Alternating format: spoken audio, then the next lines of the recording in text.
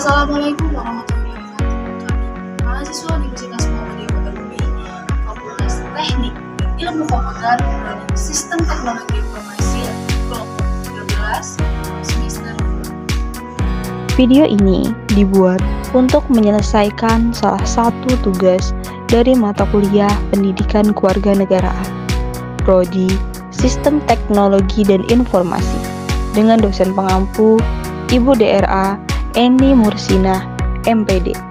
Kami dari kelompok 13 terdiri dari 3 anggota kelompok yang masing-masing bekerja sama dalam memenuhi tugas dengan judul Demokrasi Pancasila. Sebelum kami menjelaskan materi lebih lanjut, izinkan kami memperkenalkan diri.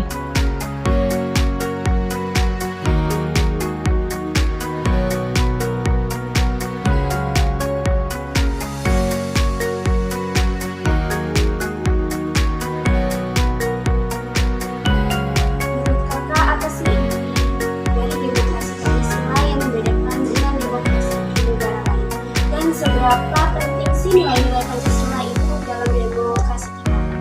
Nah, menurut saya nih ya, inti dari demokrasi Pancasila itu adalah suatu musyawarah mufakat yang dimana itu bukan hanya sekedar voting masyarakat, Kak. Nah, di dalam musyawarah mufakat ini yang buat kita beda, Kak, dengan yang lainnya. Di dalam demokrasi Pancasila ini kita tuh dicari cara untuk menyelesaikan permasalahan itu. Berarti kayak misalkan ada suatu masalah ya, Kak, kita bicarakan baik-baik nih. Itu tuh kita cari jalan tengahnya, bukan tentang kayak soal siapa yang menang dan siapa yang kalah itu yang dapat diambil jalannya, bukan. Tapi ketika kita punya masalah di antara kakak dan saya ini, kita harus mengambil jalan tengahnya, Kak, seperti itu. Kemudian kita juga harus mengambil kayak di dalam Pancasila ini, kita harus mengambil karena Pancasila ini bisa jadi suatu filter di dalam kehidupan kita. Contohnya aja sila kemanusiaan yang adil dan beradab ya. Berarti kita harus adil dong sesama manusia. Nah, itu yang tidak bisa agar kita tidak berbuat diskriminatif. Dan kemudian persatuan Indonesia kan berarti kita harus bersatu walau berbeda-beda, seperti itu, Kak.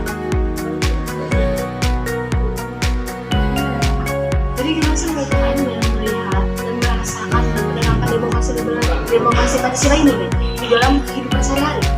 Contohnya yang paling simpel ada di lingkungan kita atau SD.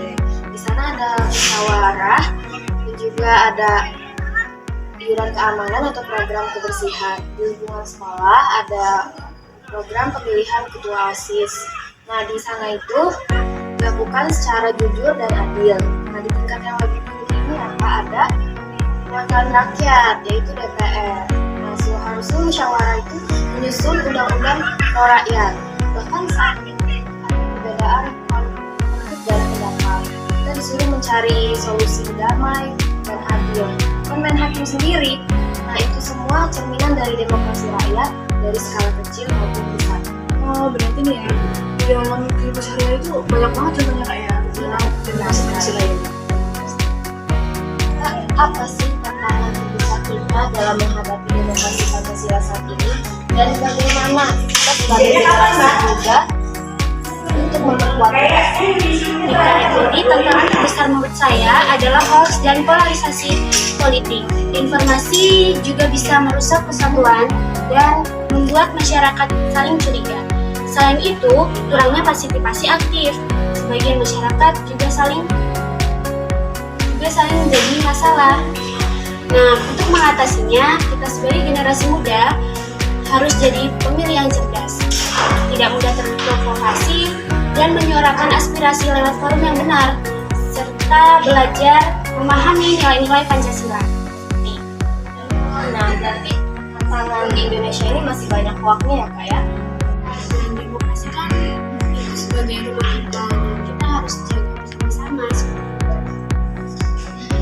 Nah, jadi tadi itu adalah salah satu pendapat atau opini kita nih tentang demokrasi Pancasila. Jadi demokrasi Pancasila itu bukan cuma hanya pelajaran di dalam buku, tetapi juga adalah suatu nafas dalam negara kita untuk berbangsa dan bernegara, seperti itu.